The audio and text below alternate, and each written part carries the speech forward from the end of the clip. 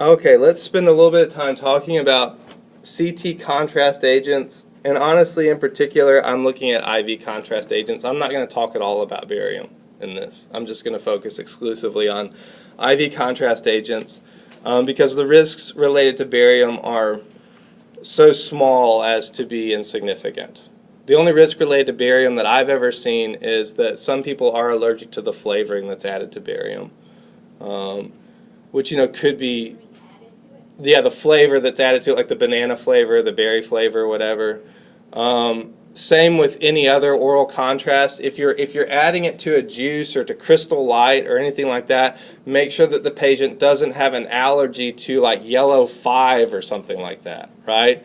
Anytime we're giving a patient anything, we have to make sure that we review their allergies and do any kind of medical reconciliation. So even just to give them barium, I'm still going to do medical reconciliation. But in my 10 years of practice, I never, with the outside case of maybe 2 or 3 times not giving a person the Crystal Light, I've never not given a person oral contrast. I've changed the oral contrast, like if we suspect a bowel perforation or something like that. But that's a pretty obvious thing, and I think most of us are familiar with those concerns. So I'm just going to focus today on the IV contrast. And to talk to you a little bit about my purpose for why we're talking about this, why, we've already talked about contrast once, why are we talking about it again? Well, it goes right back to Raven Knickerbocker and appropriateness and things like that. This is a case of negligent use of IV contrast dye that led to death of a 75-year-old woman. The family settled for $1.5 million against the hospital for, again, if we look here real closely, a radiology technician, right? People just can't get it right. Who performed a CT scan on a woman despite the fact that she'd previously experienced a reaction to contrast, right? And like we look at in the ACR material, previous reaction to contrast is probably the number one indication for someone having another contrast reaction. She experienced laryngeal edema, and we'll be talking about that more here in a second, which caused her to suffocate and die. And this was for an IVP. The other reason, if I was to say, purpose part 2, if we look at patient care, if any of us are thinking about taking the CT registry, or honestly even the X-ray registry, the whole patient care section, if you ask why is this all here, 99.9% of it is because of the frickin' IV contrast. That's especially true with the CT boards. Like if you really want to master the patient care section, one of the best things you can do is just review this ACR document on contrast use. It has all the most up-to-date information related to clinical history, scheduling and screening, consent. It doesn't have immobilization, but monitoring and levels of consciousness and lab values, all of those things are dealt with in this ACR manual. Okay, so it is pretty much patient care for us in CT. So my objectives for this lecture go right in line with the introduction for the ACR material. And first things first, contrast is really good. I'm going to spend the next however long beating up on contrast, but I want to remind you that contrast is really, really good. It's very, very helpful to us in imaging. And its value has been recognized for a long time, over 100 years. And so that's attested to in just daily common usage as well as a lot of scientific data. And it's going to assist the radiologist in recognizing and managing disease, right? And so to use the contrast appropriately, we also want to recognize and manage any risks related to the contrast use. And that falls squarely on our shoulders. It was the technologist who was sued, right? Not the physician. So if you think that, respondeat superior or whatever kind of has you covered, on this it doesn't. These are determinations that you've received enough education and training in to ensure that these kinds of things don't happen. So we'll be looking at a case study later on and looking at the technologist's responsibility in it. So the problems that are related to IV contrast, that can be minor physiological things like it tastes funny to bad things like death. So pretty much everything from, I had a patient one time say it tastes like bad tequila to dead over here, right? That's a pretty broad spectrum of experiences, you know. And so the case for it is simply this. We need to be appropriately trained with this stuff. We need to be able to assess the patient at all times. We need to be able to communicate. In fact, this document points out that in cases of extravasation, those can almost always be recognized early on by appropriate communication. And we need to be able to assess for risks. Those are the big things that we're driving at. And so the way this document points that out, and this is true for us, right?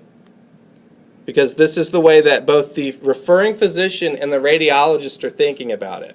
You are on their team. Anytime you are administering contrast, you do not need to hesitate in calling the referring physician or calling the radiologist if you have questions, because they've implicitly made you a member of their team, because they're asking you to administer the contrast, right? So if there's any questions, those questions could be addressed to the members of your team. The way that they're thinking about it is this, and this is the way I would encourage all of us to think about it. Assessment of patient risks versus potential benefit for the contrast. What are the risks? What are the benefits? Right? Are there imaging alternatives that would provide the same or better diagnostic information? Now, some technologists say, wait, hold the phone, I'm not a doctor, right? Well, in this case, you do know whether this is the best possible exam for a patient. You at least know whether or not it's a good exam. And so you might not know what an alternative exam is, but if you can say, hey, I don't know if this is the best possible exam, then the referring physician may rethink things. Or the radiologist say, yeah, why aren't we doing this, that, or the other, and call the referring physician. And then finally, assure clinically that there's a valid clinical indication for every contrast media administration. So again, assess the patient risk, think about imaging alternatives, and make sure that we have a valid clinical reason. Okay? Those are the big three. So I'm going to restate those slightly, but kind of move them towards the general goals. And these are the general goals that are laid out in the ACR document. So if you look in the very first kind of opening section, it talks about general goals, and I think there's even a question on quiz 2 about list the 3 general goals. Here I've give them to you on this PowerPoint slide. Assure that the administration of contrast is appropriate for the patient and for the indication. Assure that it's appropriate. Minimize the likelihood of any contrast reaction. And we'll talk about ways to do that. And then be fully prepared to treat a reaction should one occur. Okay? And we'll talk about ways to be fully prepared. The first thing we're going to look at, and this slide may have been cut off, is appropriateness, and that's patient risk.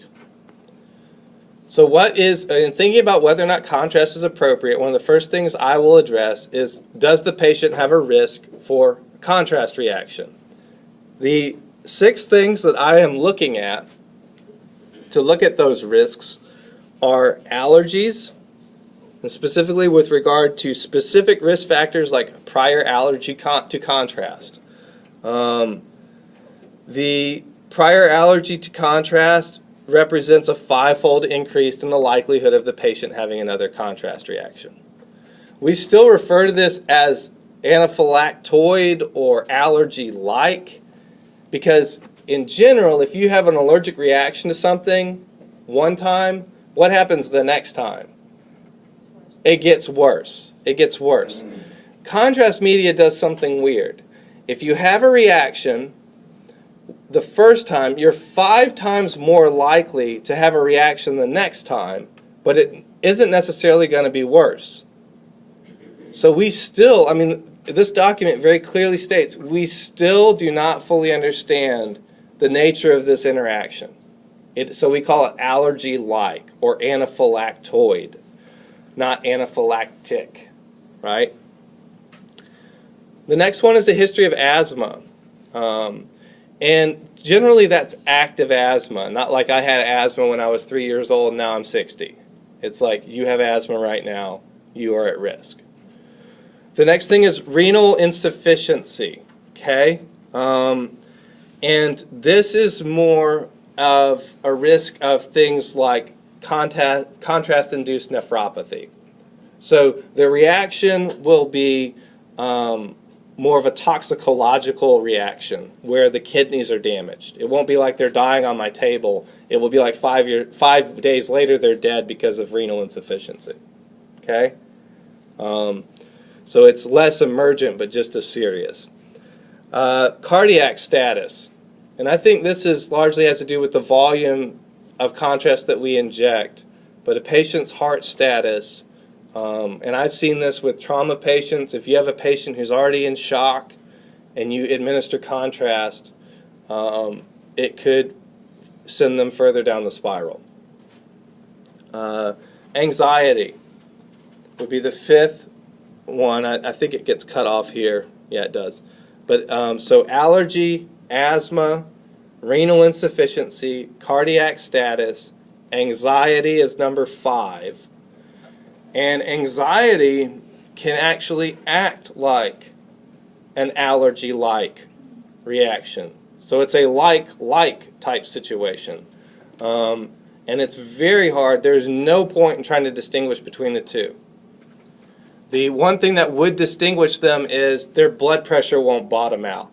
But they might pass out, their heart rate might go through the roof, but they won't go into an actual anaphylactic reaction. But it will be serious. The anxiety that can be caused in people can be very severe. And then finally, there's a bunch of miscellaneous things that we still don't fully understand, and a lot of them are hard to pronounce, and patients don't even know. I remember, like with pheomorphocytoma, patients would say, "What the heck is that?" And I would say, "Well, if you don't know what it is, you don't have it." You know. But sickle cell anemia is another one of those, and that can be true with any population. It's not just African American populations. We have to be concerned with that. Hyperthyroidism, carcinoma of the thyroid, use of beta-androgenic blocking agents. So there's a bunch of weird little things that we'll put under miscellaneous.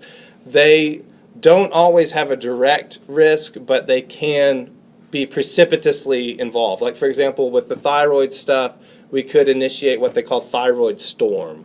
There's not direct links, but there's a theory that that could occur.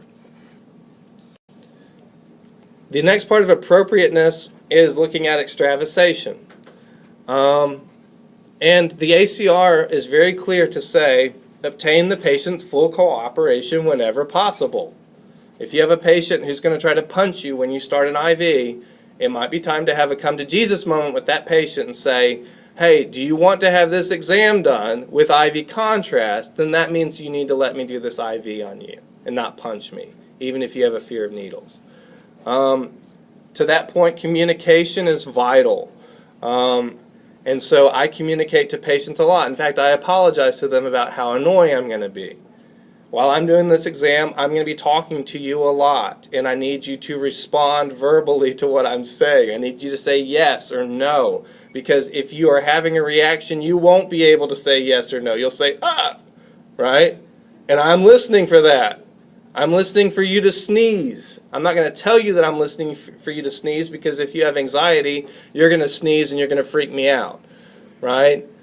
But so don't tip your hand for everything you're trying to listen for or watch for with the patient, but make sure that you have good communication with them.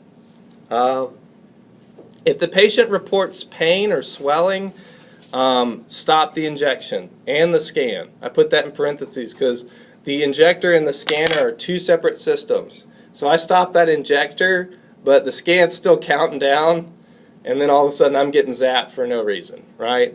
Because I don't have contrast going in. So if the patient, having good communication will allow the patient to because sometimes you get the little old lady who they just want to make sure that Benny's happy, and let's make sure he has the best possible CT scan ever of me, right? I don't know if you know people like this, so they're just going to bend over backwards to make sure that their technologist is happy, right? And so like they have an extravasation event, and you've injected the entire bolus of contrast into their kind of flabby little old lady arm, and they're like, I just want to make him happy. I'm not going to tell him that my arm feels like it's falling off, right? There are those kinds of patients out there, and so making sure that if you feel like that's the kind of patient this is, explain to them, hey, this is about you. This exam is about you. If you feel anything adverse, I want you to tell me. That's the best way you can make me happy, Grandma, is tell me, right?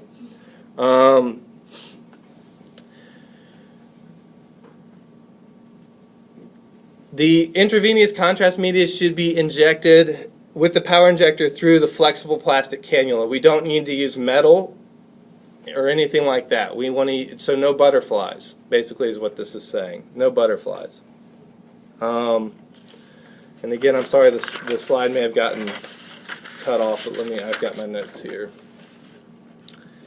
And I'll make sure to give you these notes after the quiz is submitted. The final thing here is two things. One of them is in our textbook. So I'll move this up and I'll write on here terribly. But the first one is downward injector. They actually have this in the ACR document. Who remembers what this means? If the injector is facing downward, pointed downward. Yeah, it's ready to rock.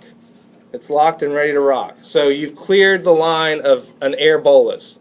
You're not going to inject a Coke can worth of air into this person and kill him with an air embolus, right? So the universal sign that the contrast injector has been primed and is clear of all air in the line is to point the injector down. And the final thing is before initiating any kind of injection, we're gonna test the patency of the line. So we're gonna hook them up to a saline, a syringe, and pull back and make sure we have venous backflow, and then inject that saline in there and make sure that it injects smoothly, and then we're ready to go. It's showtime. I love IV contrast. I tell people, you're so lucky. When I was in kindergarten, the teacher said, what do you want to do when you grow up, Benny? I would say, I want to give people warm feelings that makes them feel like they're wetting their pants all day long. And they sent me to CT. So it's fun. It's not quite ready to be a street drug, but who knows? You know, maybe 10 years from now we'll have contrast junkies down on Cleveland and Madison. So minimizing the likelihood, right? This is step 2, minimizing the likelihood. The number one thing that we're going to do is not use HOCM, and it doesn't even exist anymore, right? HOCM, adverse events occurred in 5 to 15%. I would expect like a test question related to that because it's nice and neat, and I'm not going to ask you like how many percentages or whatever, but a question about like HOCM versus LOCM, pretty obvious you want to use the LOCM. That means low osmolality contrast media, right, from last trimester. The low osmolality stuff is associated with a very low incidence of acute adverse effects, right? And the bulk of these are non-threatening, non-life-threatening. We've got a general range, both of which are below 1% of patients, right? So 0.2% to maybe 0.6% of the population is going to have contrast reaction of some kind, right? If we use LOCM. So that's the number one way to minimize the risk, is just use the appropriate contrast. Thinking about preparedness and how to be ready when this thing happens, because it will happen to you. If you work in CT or you work around a CT scanner, eventually you're going to hit that 0.2% person and have a reaction. We will look at 3 different levels: mild, moderate, and severe. And these tables come directly out of the ACR manual.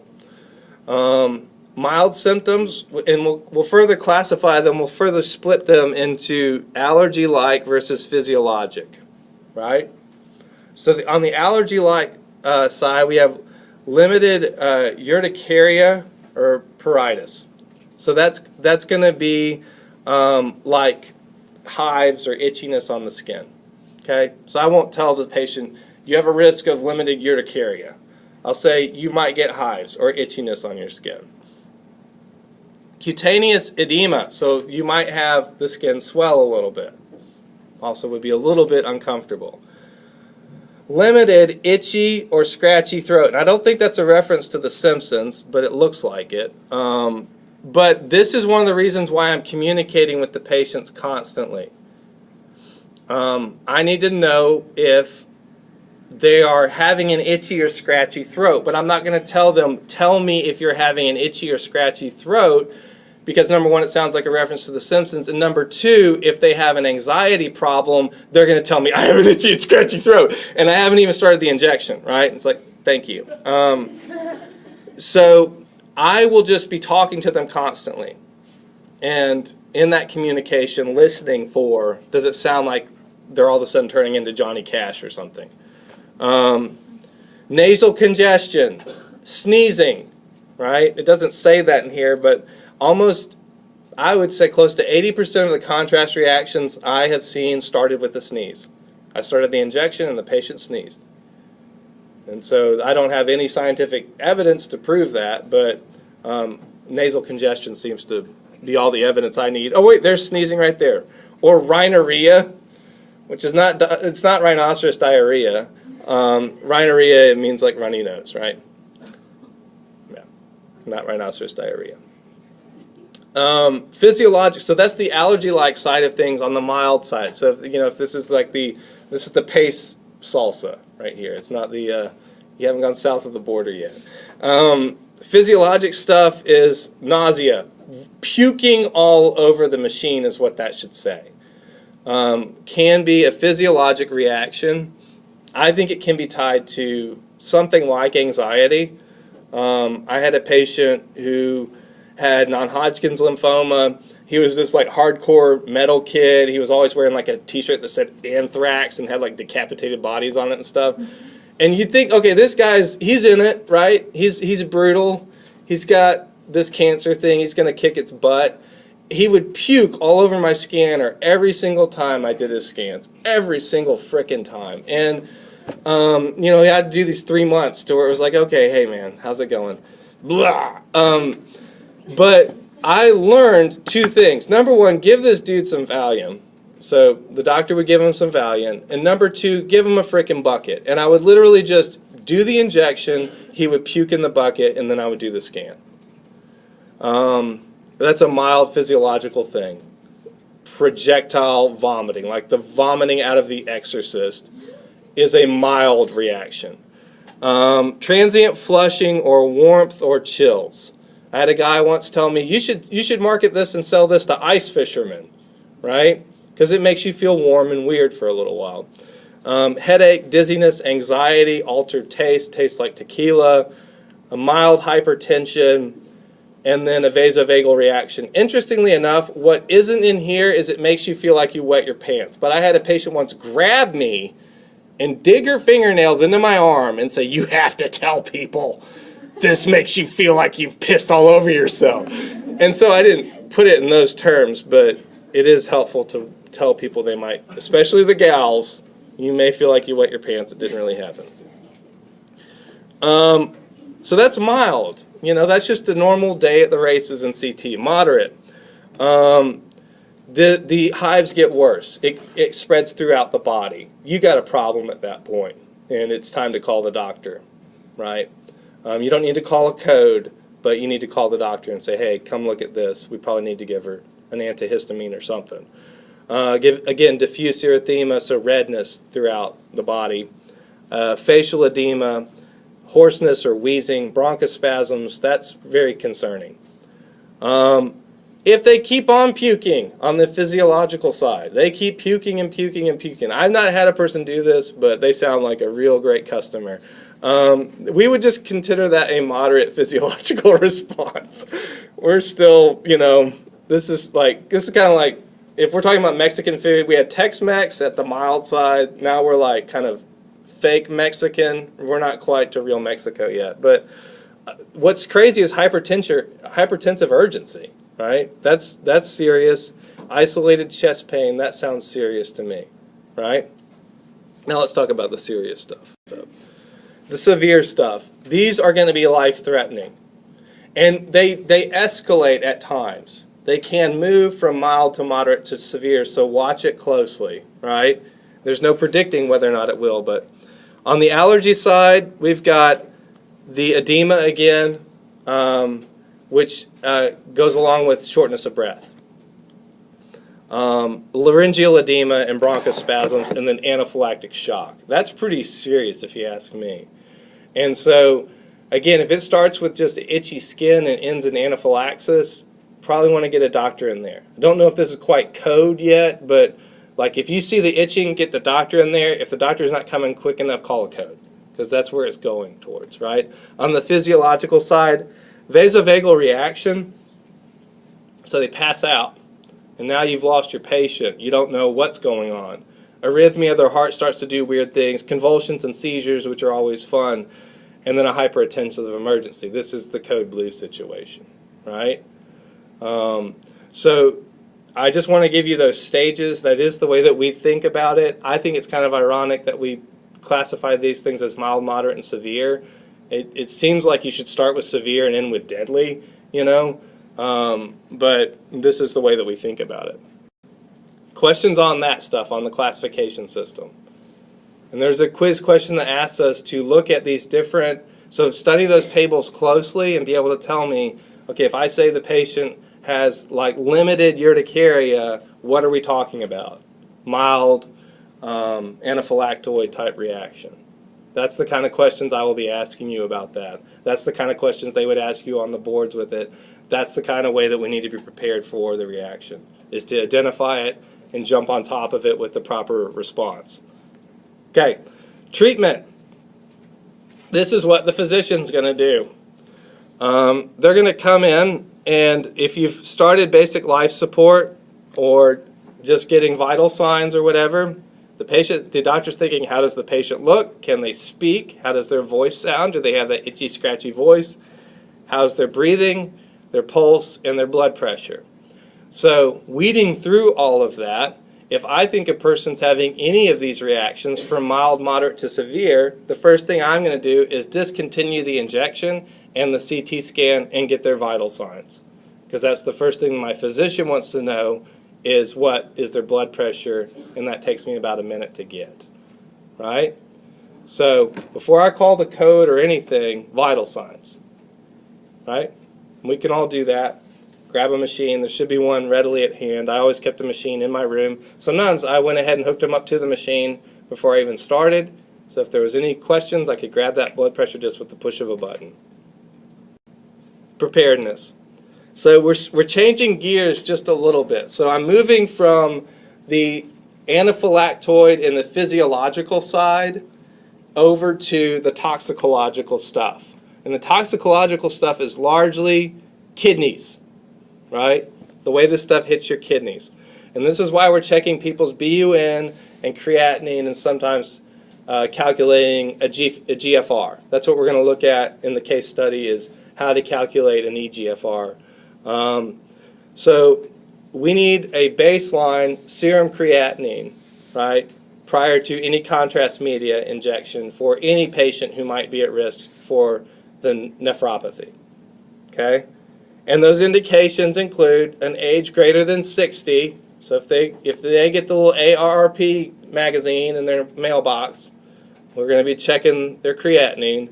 History of renal disease to include dialysis, kidney transplant, single kidney, renal cancer, renal surgery, and also I would put like serious Dr. Pepper drinker or serious Coca-Cola drinker in there probably, because that sets the stage for all sorts of kidney problems.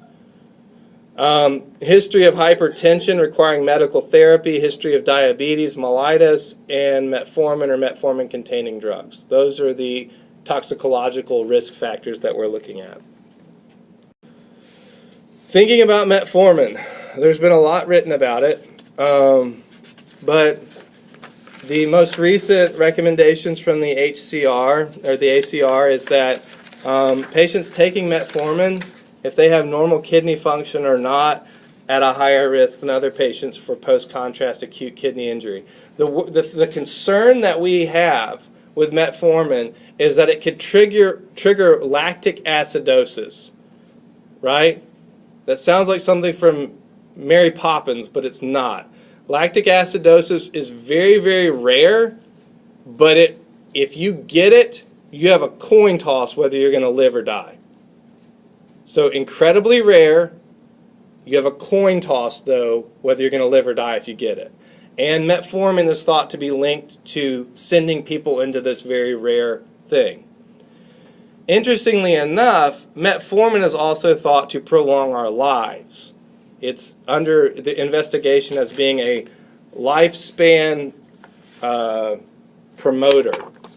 So it may be one of those miracle drugs that everyone in Silicon Valley is taking someday, right? Because it's going to promote their lifespan through mitohormesis, whatever the heck that means.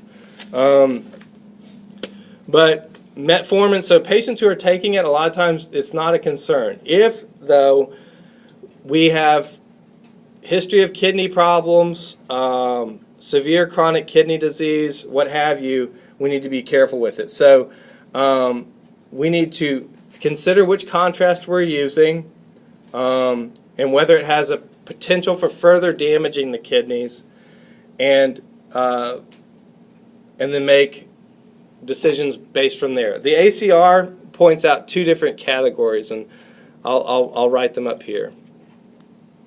So Cat 1 is patients who are taking metformin without any kidney problems, right?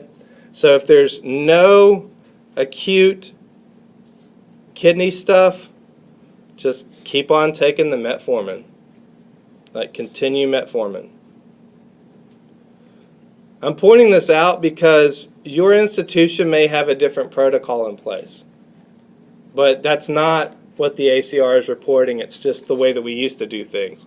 Category 2 is if they do have AKI, acute kidney problems, or acute kidney injuries, we will want to discontinue, DC the metformin, and do labs after 48 hours.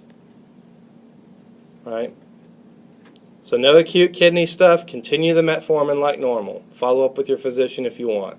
Cat 2, if you have acute kidney problems like renal insufficiency, elevated creatinine, any kind of carcinoma of the kidney, dialysis, discontinue the metformin after the injection and start it back up when your doctor says you're safe to start it back up. All right, and here's my references. And that's it. Let's take a little break.